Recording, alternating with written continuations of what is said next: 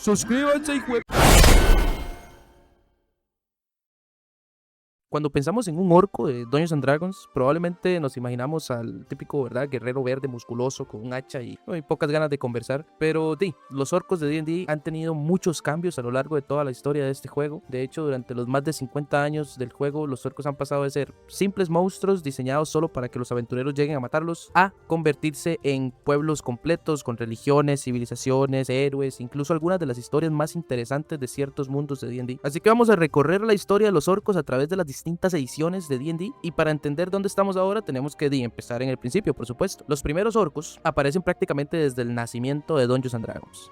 Por allá del 74, donde mi tata dice que todo era monte en ese entonces, el suplemento de Monsters and Treasures, que es un libro que salió ese año, ya incluía orcos como enemigos. En esa época no se andaban con mucho, no había nada que explicar. Los orcos eran simplemente monstruos, vivían en cuevas, en tribus, tenían armas primitivas, generalmente estaban ahí solo esperando que llegaran aventureros para cortarles la cabeza. La influencia de Tolkien era bastante evidente en ese entonces. Los orcos eran realmente solo criaturas hostiles, asociadas con oscuridad, violencia, guerra, que por cierto, a mí me encantan esos orcos. Pero lentamente D&D comenzaría a desarrollar su propia versión. Y una curiosidad es que en esas primeras décadas muchas de las ilustraciones que representaban a los orcos de ese entonces tenían características similares a las de un cerdo, como las narices porcinas, colmillos enormes, cabezas bastante distintas al del orco actual. Y luego nos movemos unos cuantos añitos después a lo que es AD&D y el nacimiento de lo que es la cultura de los orcos, ya que en esta edición sabemos que viven en sociedades tribales muy jerárquicas, normalmente organizadas alrededor del poder militar.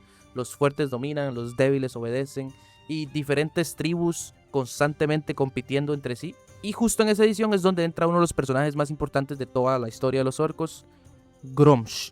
Grumsh, el dios tuerto. Durante los primeros años de AD&D o Advanced Dungeons and Dragons comienza a desarrollarse la religión orca, y por encima de todos los dioses orcos se encuentra Grumsh One Eye o Grumsh el tuerto, que es básicamente el dios de la guerra, la conquista y sobre todo los orcos. Según la mitología clásica, fue este Grumsh quien creó a los orcos, pero existe una historia más importante: la enemistad entre Grumsh y Corellon Larentian, dios de los elfos. Esto también está muy inspirado en Tolkien, ¿verdad? De los elfos en contra de los orcos y cómo son opuestos. Bueno, en Tolkien los orcos solían ser elfos, pero bueno, no estamos aquí para hablar de Tolkien. Y bueno, en varias versiones de la leyenda, los dos dioses combatieron y Corellon consiguió herir a Grumsh, destruyendo uno de sus ojos. Por eso es que ahora es One Eye Grumsh, ¿verdad? El tuerto. Y los orcos heredaron el odio de su dios hacia los elfos. Y con el tiempo surgió una tradición entre algunos sacerdotes y campeones de Grumsh que se llaman los ojos de Grumsh o Eyes of Grumsh.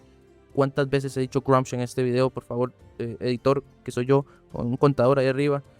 No creo que lo haga, la verdad, eso me va a tomar mucho tiempo. Bueno, pero bueno, esos ojos de Grumsh eran guerreros que voluntariamente se arrancaban uno de sus ojos para parecerse a su dios, porque aparentemente seguir a Grumsh requería un nivel de compromiso y bastante serio, ¿verdad? Pero también hay otra leyenda que define muchísimo la mentalidad tradicional de los orcos.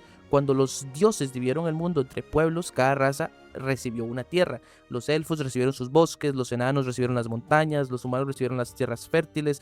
Pero cuando llegó el turno de Grumsh, no queda nada, ¿no? No le dieron nada, no quedaba nada. Los dioses ya se habían repartido el mundo entero, y Grumsh respondió diciendo que sus hijos conquistarían las tierras que los demás pueblos habían recibido. Y esa historia se convirtió en una justificación religiosa para los siglos de guerras orcas. Qué raro decir guerras orcas. Bueno, desde su perspectiva, los orcos no estaban simplemente invadiendo, estaban reclamando un mundo que les había sido negado en ese entonces. Con el tiempo, Grumsh dejó de ser el único dios importante, especialmente durante AD&D y libros como Monster Mythology comenzaron a desarrollar todo un panteón orco, como... Aquí vienen los nombres, perdónenme. Tenemos Bagtru, dios de la fuerza física; Ilneval, dios de la estrategia y la guerra; Shargas, dios de la oscuridad, el sigilo y el asesinato; Yurtrus, relacionado con la muerte y las enfermedades; y probablemente la segunda deidad más importante después de Grumsh, Lutic, que representa el lugar, la fertilidad, la curación y la supervivencia de la tribu. Mientras Grumsh empuja a los orcos hacia afuera, hacia la guerra y a la conquista, Lutic mantiene viva la comunidad y comienza a mostrar algo que los primeros libros apenas estaban explorando: que los orcos no eran solamente guerreros, también tenían sacerdotes, familias, tradiciones y estructuras sociales. Y luego saltamos a 1993 con el libro de The Complete Book of Humanoids, hizo algo bastante importante, que básicamente fue el primer libro que permitió oficialmente jugar con los orcos. O sea, crearse un personaje orco. Esto actualmente es completamente normal, pero en aquella época, ¿verdad? Cuando todo era monte, ayudaba, era algo completamente nuevo. Y por primera vez los jugadores podían quedar un orco y decir, bueno, ¿qué pasa si este orco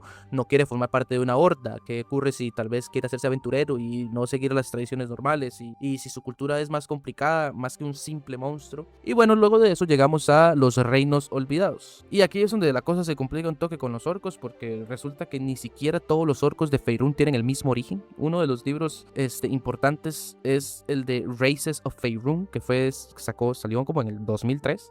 Y aquí sacaron diferentes grupos, como los orcos de montaña o los Mountain Orcs, que son probablemente los más cercanos a la imagen clásica, ¿verdad? Con tribus grandes de guerreras que habitaban en regiones montañosas al norte de Faerûn. Pero después también introdujeron a los Grey Orcs o los orcos grises. Y estos orcos grises ni siquiera son originalmente de Toril, que es el mundo de los Reinos Olvidados. Estos, curiosamente, salieron en 2003, un año antes de que saliera cierto jueguito por ahí que me gusta mucho, por cierto. Y según lo que cuenta la historia de estos Grey Orcs, habla de las Orcgate Wars o las guerras, ayuda traduciendo eso. Y básicamente lo que cuenta es que hace miles de años se abrió un portal que conectaba Toril, Reinos Olvidados, con otro mundo. Y a través de ese portal llegaron enormes cantidades de orcos. Y estos fueron los Grey Orcs o los orcos grises, y su llegada provocó uno de los conflictos más grandes de la historia antigua de Faerûn. No sé si esto les recuerda algo a algunos de ustedes, los que conozcan World of Warcraft. Curioso que World of Warcraft salió un año después de este libro, y bueno, ya había salido Warcraft 3, por supuesto, antes, que básicamente toda la historia de orcos versus humanos de Warcraft es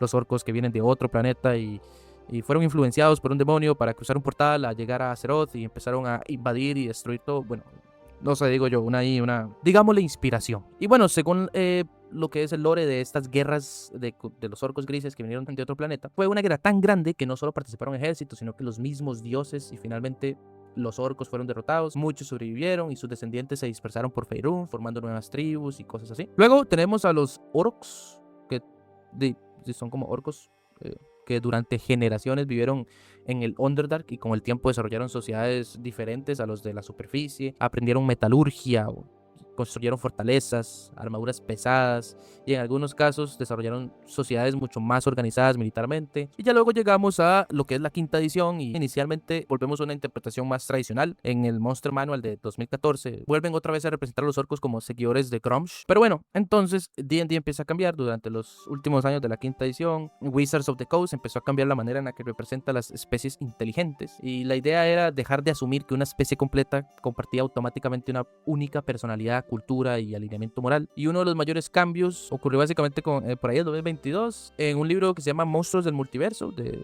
Mordekainen, donde Gromsh todavía existe, por supuesto, pero ahora sus dones son descritos principalmente como la razón detrás de la extraordinaria resistencia física de los orcos. Los orcos pueden ser guerreros, pero también pueden ser exploradores, aventureros, aliados o cualquier cosa que se les imagine. Y luego ya hace poco, ya en el 2024, lo que es 5.5 o 2024, como quieran llamarle, aunque ya oficialmente se dice 5.5 según Wizards of the Coast, ya que adoptaron el nombre que la misma comunidad les estaba dando, pero bueno. Y bueno, ya en el Player's Handbook de 2024, el orco se convierte en una de las especies principales disponibles para los jugadores. Y curiosamente, si ustedes revisan lo que es el manual de monstruos de 2025, el de 5.5, ya no tenemos un statblock de monstruo de orco. Y por esto es que yo he creado los orcos de Drunkar. Y para mis orcos tienen muchísima inspiración en la violencia, crueldad de los orcos de antaño, los orcos de World of Warcraft, y también un poquito de Mad Max, porque me encanta combinar cosas. Y armas de fuego, por supuesto. Pues el principal enemigo de los orcos de Drunkar son los Karaktari, que son una sociedad especializada en armas de fuego y en pólvora y en explosivos de todo tipo, los cuales son los únicos que han podido mantener a raya el avance de los orcos de Drunkar. Y estos mismos orcos de Drunkar han adaptado aspectos de esta tecnología en sus clásicas hachas. Por ejemplo, muchos de ellos no utilizan un hacha normal, utilizan un hacha motorizada para potenciar sus ataques, para cerrar la distancia entre ellos y un enemigo y demás. Y con esto les traigo completamente gratis un pequeño compendium con 11 statblocks. Están inspirados en mi setting de Drunkar. Estos orcos son extremadamente violentos. Su sociedad se basa en la ley del más fuerte. También son orcos esclavistas. No simplemente matan y asesinan a todo lo que se encuentran, sino que toman prisioneros, toman esclavos, los cuales obligan a trabajar en las profundidades de las montañas de Drunkar. Los mismos también son especialistas en dominar las distintas monstruosidades del desierto y utilizarlas como mascotas o como instrumentos de guerra, lo cual van a poder ver en el compendium algunas de estas, como las hienas que ven acá, o estos escorpiones escorpiones que ven por acá. Eso sí, tengan mucho cuidado con estos orcos que, aunque ustedes pueden ver que no tienen mucha vida, el daño que pueden hacer estos orcos en una ronda puede acabar con una party completa. Pero si tienen jugadores que son muy optimizadores y así, pueden ponerles todo un escuadrón de estos orcos, un par de geomantes, un par de guerreros montados en hienas o escorpiones y tal vez un juggernaut, y créanme que no va a ser una pelea fácil. Así que sí, espero que puedan retar a sus jugadores con mis orcos de Drunkard. Como pueden ver, todas las imágenes de este documento están hechas con IA, por algo es completamente gratis. Los statblocks sí los hice yo a mano, al igual que el documento lo hice a mano. Y además, para todos los que utilizan Foundry BTT, todas estas criaturas del documento van a estar en un módulo para Foundry. Y con esto pueden entrar a nuestra página de Librería Salvaje o Savage Library, que voy a dejar en el link en la descripción. Esta es nuestra nueva página oficial donde vamos a compartir montones de contenido, ya sea gratis. Todo el contenido que tenga imágenes hechas con inteligencia artificial, lo que son los documentos, van a ser completamente gratis. Pero también vamos a sacar contenido premium, contenido con arte real, en el cual ya estoy trabajando. Y este contenido premium sí va a tener un costo dependiendo del contenido y demás. Pero si se meten ya mismo a nuestra página de Savage Library, van a poder encontrar nuestros módulos de Foundry, como por ejemplo nuestro módulo de para efectos de sonido, para tener un soundboard o música, nuestro módulo para crafteo, para entrenamiento y otros módulos que me encantaría que prueben y testeen, porque los vamos a tener gratis por un tiempo limitado mientras los perfeccionamos y los mejoramos. Y así que cualquier feedback, cualquier retroalimentación que nos puedan dar respecto a estos módulos y su funcionamiento en Foundry, se los agradecería muchísimo. Una vez se metan a la página, simplemente tienen que buscar la publicación que les interese, ya sea el módulo que les interese o por ejemplo estos orcos de Drunkard que voy a subir a la página. Van a poder descargar acá mismo el PDF o el módulo de Foundry. Simplemente tienen que copiar este link que dice que ahí va a haber un botón que dice Copy Manifest URL y ese lo van a pegar en la parte de add-ons y modules de Foundry BTT. Y bueno, sin más, muchas gracias por ver el video. Ahí nos vemos.